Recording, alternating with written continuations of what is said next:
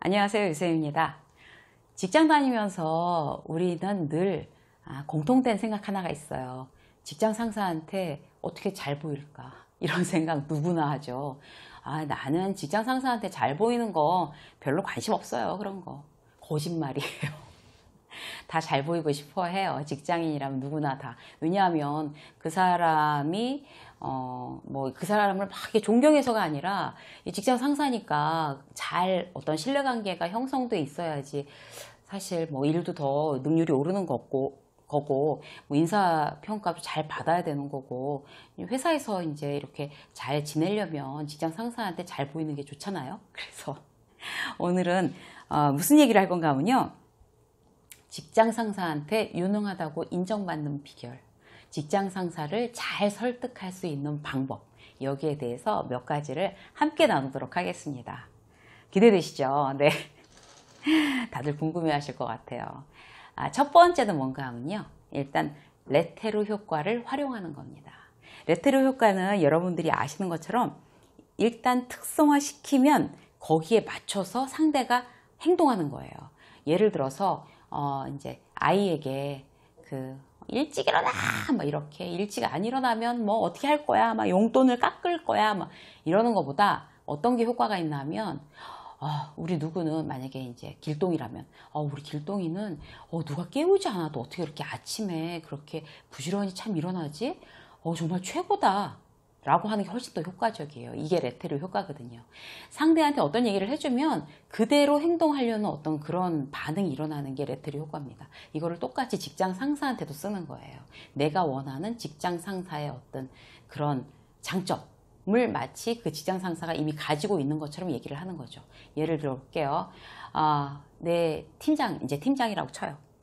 팀장님은 이렇게 굉장히 빨리, 팀장님께서는 이렇게 빨리 이렇게 후배들, 부하 직원들의 어떤 그런 어떤 기한이나 이런 보고서나 이런 거를 빨리 체크하고 빨리 결론을 내주시기 때문에 빨리 결제를 해주기 때문에 우리 팀이 이렇게 굉장히 어떤 업무 속도가 빠른 것 같습니다. 이렇게 하는 거죠. 그럼 그 팀장님은 바로 그렇게 빨리 컨펌하고 이제 빨리 피드백하는 그런 사람으로 일단 이렇게 본인의 프레임이 딱 짜지는 거예요. 적어도 나한테는 그런 사람이 되는 거죠. 그러면 이제 그렇게 행동하려는 어떤 그런 무의식이 나오게 돼 있죠. 그래서 이런 식으로 팀장한테 막 그렇게 아부하는 게 아니라 실제로 너무 얼토당토 않은 소리를 해도 그것도 좀 약간 놀리는 것처럼 되지만 실질적으로 이제 그분의 성향에서 약간 부족한 점이 있다면 그 부족한 점을 마치 그분의 장점인 것처럼 이렇게 빙 돌려서 얘기하는 것도 사실 그분의 단점을 장점으로 바꿀 수 있는 좋은 방법인 것 같아요. 그래서 이 효과를 노리셔서 내가 지금 저 팀장님이 빨리 결제를 해줬으면 좋겠다거나 아니면 한번 리젝트 했던 것도 다시 들고 들어가면 다시 한번 선입견 없이 그렇게 봐주면 좋겠다든지 이런 부분을 마치 그가 그런 장점을 가지고 있는 사람인 것처럼 말씀하시는 거 효과 있으실 겁니다. 두 번째는요.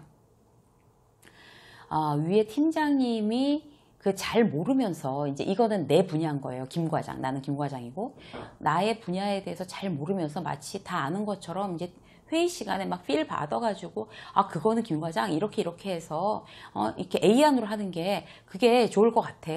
어떻게 생각해? 라고 물어보면 내가 이제 김과장의 입장에서 이렇게 사람들 다 있는데 팀장님 그거 안 되고요. 그건 이만저만해서 안 되고요. 라고 얘기를 하던가 아니면 그냥 딴 사람도 다 있고 팀장한테 찍히기 싫으니까 네 그렇게 하겠습니다. 라고 하든가 두 개 다 굉장히 위험한 방법이에요.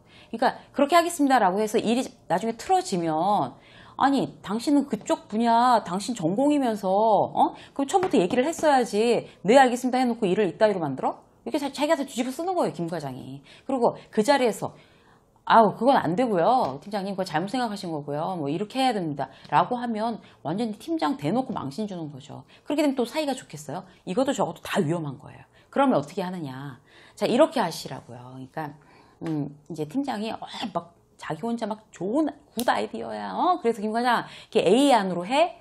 그거 좋겠지? 라고 물어보면, 딱 이제 듣고 있다가 굉장히 긍정적으로 고개를 끄덕거리는 거죠. 그래서, A 안, 그것도 좋은데요. 팀장님, A-2라는 이런 게 있고요. A-2하는 이런 게 있습니다. 그러면 이제 이런 어떤 우리가 리스크를 생각을 해볼 때 A-2라는 이런 장점이 있고 A-2하는 이런 장점이 있고 이제 A안 이렇게 있는데 어떤 걸로 할까요? 자, 고르세요. 3개.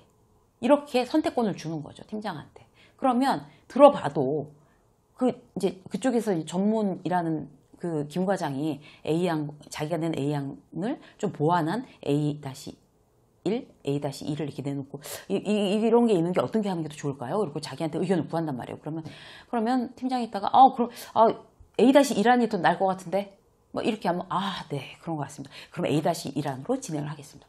이렇게 얘기를 해야 되는 거죠. 그럼 팀장 본인이 결정해 준 거고 그 다음에 다들 있는 데서 본인 뭐 체면 세워준 거고 문제가 없이 아주 스무스하게 넘어갈 수가 있는 거예요. 그 자리에서 막 팀장한테 아니라는도 뭐 그냥 아닌데도 입 다 내밀기다가 위에서 까람까 뭐 이렇게 갖고 한다든 이렇게 하면 안 되는 거죠. 그래서 요령 있게 그 팀장이 그 잘못 제안한 부분에 대해서 요령 있게 자기의 어떤 의도대로 끌고 나가는 그런 요령, 그런 거는 몇 번 굉장히 지금 걸 기억을 하시고 이렇게 자꾸 속으로도 연습하시고 실제로도 훈련해 보시면 굉장히 능숙하게 잘 하실 수 있을 거예요. 자, 3번째 볼까요?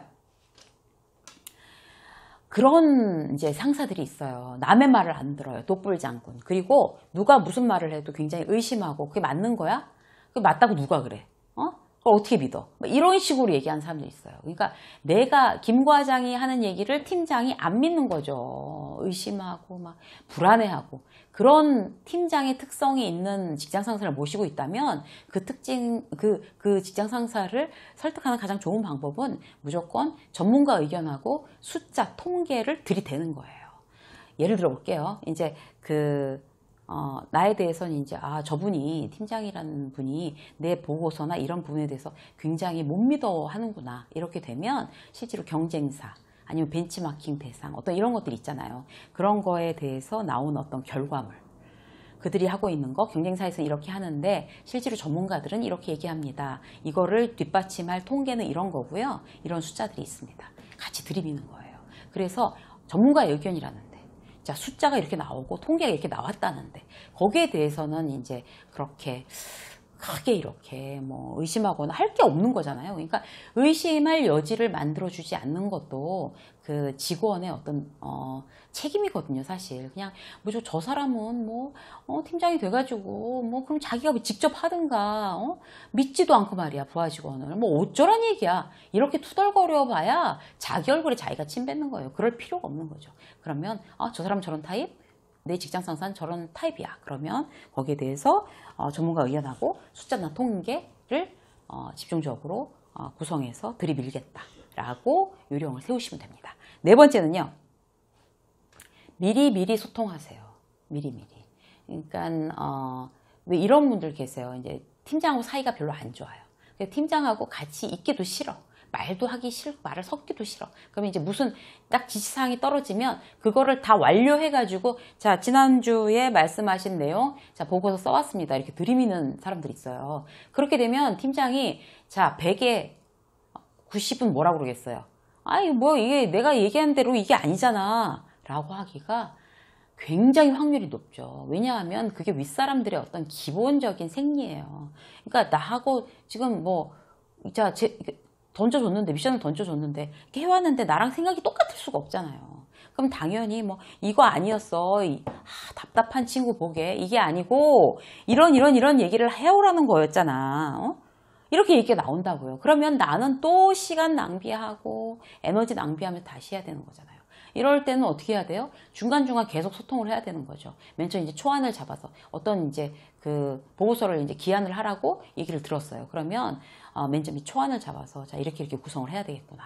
그리고 이제 참고 자료는 시장 조사는 여기 거를 하고 그다음에 참고 자료는 이런 거를 하고 그리고 이제 나중에 이제 제안하는 내용은 이런 위주로 해야 되겠구나. 자, 다 이제 했어요, 초안을. 그렇게 하면 이제 먼저 갖고 가는 거예요. 그래서, 지난번에 말씀하신 그 보고서 제가 이제 초안을 한번 잡아봤는데, 한번 제가 말씀을 드릴 테니까 한번 이렇게 검토해 봐 주시겠습니까? 그래서 이렇게 해서 이런 구성으로 이렇게 진행하려고 해서 분량 이 정도 하려고 하는데 어떠세요? 딱 이렇게 물어보는 거죠. 그러면 이제 그렇게까지 뭐 디테일하게 할 필요 없어. 뭐 그것까지는 필요 없는 거야. 라고 하면 뭐 나야 좋은 거지. 그거 빼면 되니까 빼고 이거 너무 부실해. 이런 거를 조금 더 좀 설득력 있게 이거 대표이사도 봐야 될 자료잖아. 이때 아는 거예요. 이게 대표이사한테까지 갈 자료구나. 그러면 최종 결정권자에 맞춰서 초점이 맞춰져야 되는 거예요. 지금 우리 팀장도 문제지만 대표이사가 보는 자료래. 그럼 어떻게 해야 돼? 굉장히 간략해야 되고 지금 구구절절히 나오는 내용은 다 뒤에 첨부로 넣어야 되는 거고 아주 심플해야 되겠구나. 이렇게 답이 나오는 거예요. 그리고 자, 이거 빼라, 집어넣어라, 이런 식으로 얘기가 됐으니까 이제 서로 의견이 어느 정도 조율이 된 거죠. 그럼 이제 그대로 다시 진행을 하는 거예요. 그렇다고 해서 이제 다 진행되면 또 들이대면 안 되는 거죠. 자, 이렇게 그가 얘기해 준, 팀장이 얘기해 준 정보를 가지고 이제 그 정답에 가깝게 또 만들었어요. 그럼 진행 상황을 또 이제 들이미는 거죠. 그런 건 꼭 뭐 이렇게 다 만들어서 들이밀 필요도 없고, 이제 뭐 점심을 같이 먹으러 갔을 때, 또는 뭐 티타임 때, 뭐 아니면 뭐 이렇게 밖에 나가서 담배 피우시는 분들, 흡연실 가서 담배 피울 때, 뭐 이럴 때 얘기를 하는 거예요. 이게 진행하고 있는데요. 거기를 이제 뭐 이렇게 넣으려고 했더니, 뭐 이쪽이 이렇게 막 상황이 바뀌어서 안 맞는 것 같습니다, 이거, 팀장님. 라고 얘기를 하면, 그 상황이 바뀌는 팀장이 몰랐을 거 아니에요. 그러니까 시킨 거지. 그러면, 그렇게 상황이 바뀌었어? 그럼 그거 빼! 라든지, 아니면 그건 그러면 A 아니고 B로 바꿔! 라든지, 이렇게 얘기를 해줄 거잖아요. 그러면 거기서 또 시간과 에너지 세이브. 점점 더 정답에 가깝게 가고. 중요한 건 그렇게 몇 차례를 거듭해 가면 갈수록 두 가지 이점이 있어요. 나의 에너지와 시간을 굉장히 세이브할 수 있다는 것과 또 하나는 굉장히 일에 집중하고 항상 일 생각만 하는 직원이구나 라는 이미지를 팀장한테 줄 수 있다는 거죠. 그래서 일거양득이에요. 그래서 사전에 소통을 몇 차례 걸쳐서 계속 하는 거 꼭 그거 이제 일하시면서 실무하시면서 꼭 지키셔야 할 일이고요. 또 볼까요? 평소에 자기 이미지를 구축해 놓는 게 되게 중요해요. 평소에 자기 이미지를 구축해 놓는다는 건 어떤 건가 하면 김 과장이라고 하면 김 과장은 그렇게 뭐 변명하거나 과장하는 스타일은 아니야. 김 과장은 이게 굉장히 솔직하지, 다이렉트고. 또 김 과장은 이렇게 임기응변에 능하지 않아. 이렇게 고지고대로 원칙주의자야.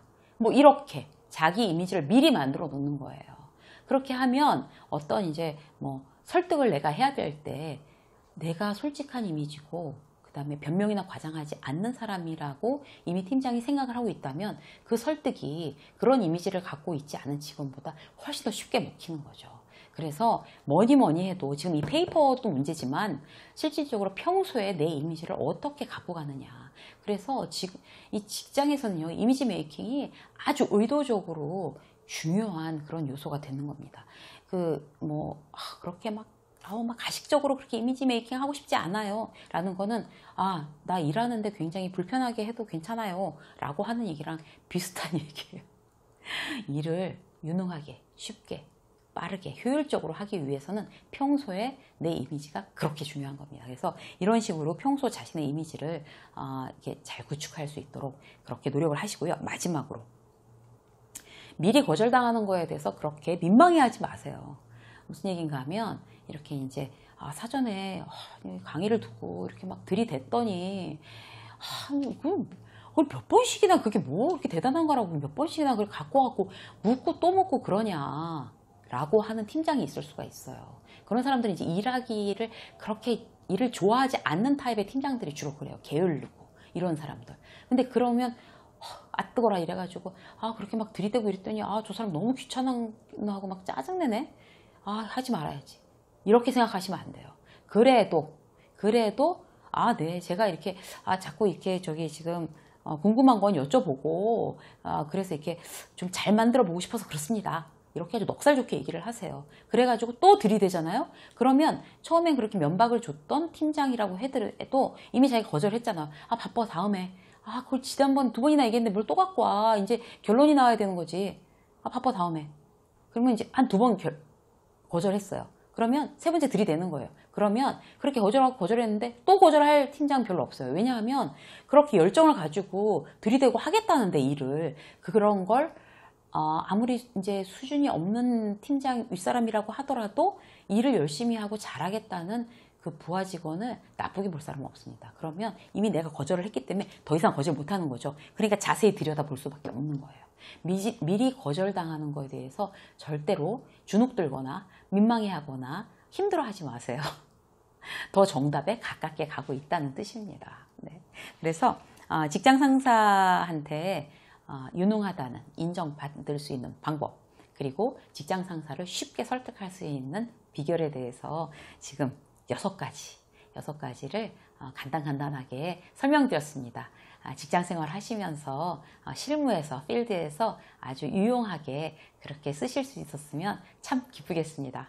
유쌤의 직장 수업 오늘 여기까지 하겠습니다. 고맙습니다. 구독 안 눌러주신 분들은요, 구독 누르시고 추천 영상도 같이 보시고 유익한 시간 되시길 바라겠습니다. 고맙습니다.